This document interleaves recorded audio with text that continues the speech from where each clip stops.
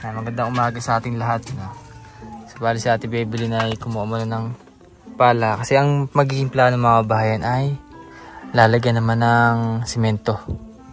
Itong harapan para sa ganun ay nakapatong po sa simento at hindi gaanong nababasa yung ilalim.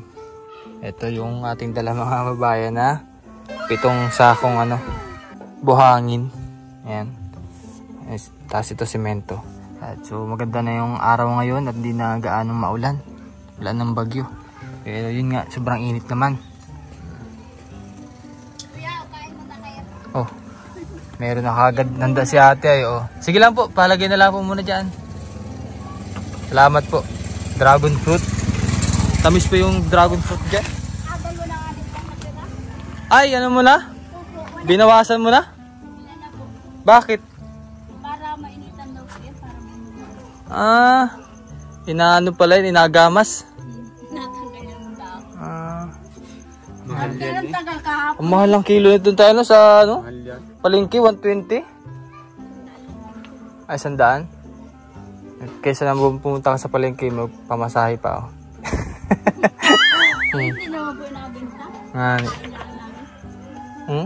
Kain po kayo, sarap po. Dami. Pagtanim niya. Anong inatanim niya? Yan po yung Isa pang avocado. Ay, thank you po. Itong ganito lang. Opo, putulin dito. Dito. Parang At ano mo lang po, baon ng kaunti. Parang ganun yung sa paso. Pwedeng kumuha din ng ayan na po mismo, din napatuyuin. Hindi lang po. Hindi lang po yung dulo.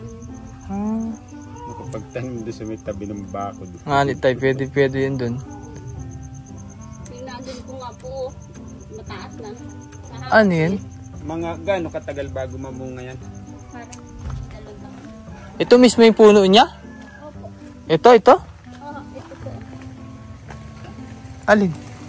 Ay, nagapang siya. Nagapang. Hindi man ito.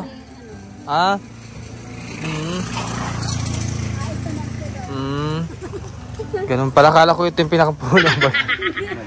Ano pala siya, yung nagapang Kaya tinanggalan po ng dami para magkikata ng araw. Oo. Para bumunga. Nga niya, sipag pa naman bumunga.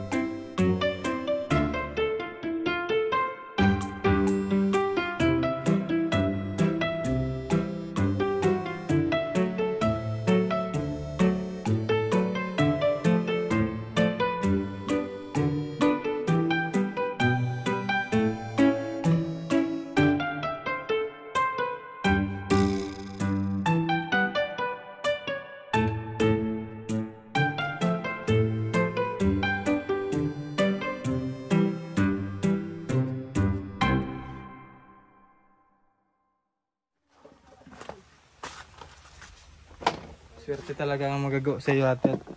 Lagi may pagkain. Kaya. Daming kanin ni ate. Ay, mamaya kung gabi yan. Sire. Kaya. Yan. Kain. So merong inihanda si ate na munggo. Tapos ito yung baon namin. Kasi kanina nag-iisip ako paano makabili ng gulay. So si ate Bebelyn ay mayroong nilutong munggo. Sakto-sakto. Nandito tayo kay ate Bebelyn na gagawa ay mayroon talagang laging hinihanda pagkain. Kain po.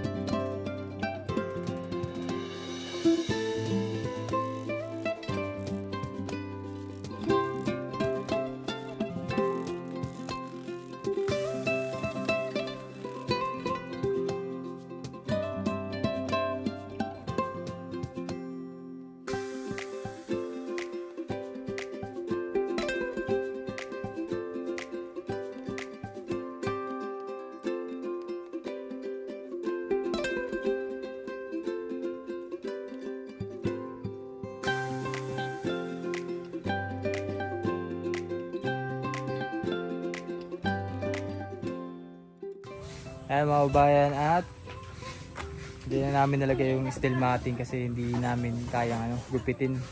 So bali bukas ay magdadala si Tatay Rene ng grinder para bukas makat yung steel matting.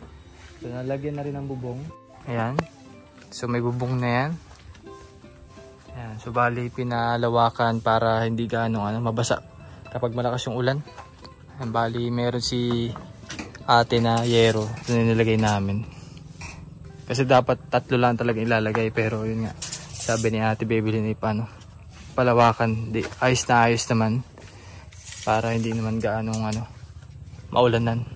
Ayan, so ito yung steel matting lalagay namin dito. Ganun siya. Ayan. Bukas ito tapos na. So ayan, so tapos na rin lagyan ng semento para hindi man maputik. Nakapatong sa semento yan. Ayan. Pwede ka rin magtinda ng kasama. Oo. Pwede. So, sa umaga marami pa naman nadaan dito mga estudyante. Pambaon. Ayan, ganyan po yung design yan. Ay, oo nga pala, meron pala akong Ayan. So, bali pala mayroon akong dala. Yeah. Ito kunin lang natin. Ito ay galing sa ating sponsor na si Ma'am Sising KP.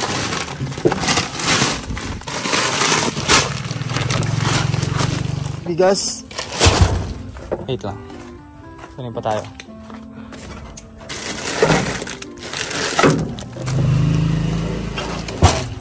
Yan tayo ilalagay mo sa tindahan. Paunang panindahan. Hindi, galing yan sa ating sponsor na si Ma'am Sising KP. Ayan, bali 10 kilo yung bigas, tapos mga groceries. Bali paki-open daw ate. Yan, meron kasi yan, sombrero. Galing kay Ma'am Betty. Para kay Roy James. Ate, tayo ka daw doon, tayo ka sa gitna. Oh, yan, laki laki. Hindi nga anit pa lang kailan, mahal mo talaga. Oo. Mabilis din po cup noodle. Dito? Pwede magpakape sa yung mga nagat niya dito. Pwede ka maglagay dito ng mga sopas, kung ano man, tinda dyan. Oo nga Galing ni Ate Bebelyn. Thank you po sa mga sponsor, lalo na po kay Kuya Renz at lalo po kay Lloyd. Maraming salamat po sa patuloy ninyong pag-suporta kay Kuya Renz.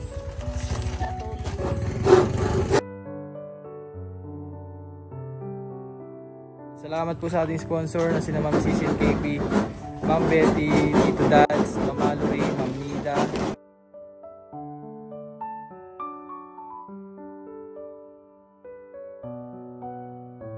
Shoutout sa lahat ng PB team. Yan, so this is Ren Vlogs, PB team Mindoro. Maraming salamat po. Magandang hapon.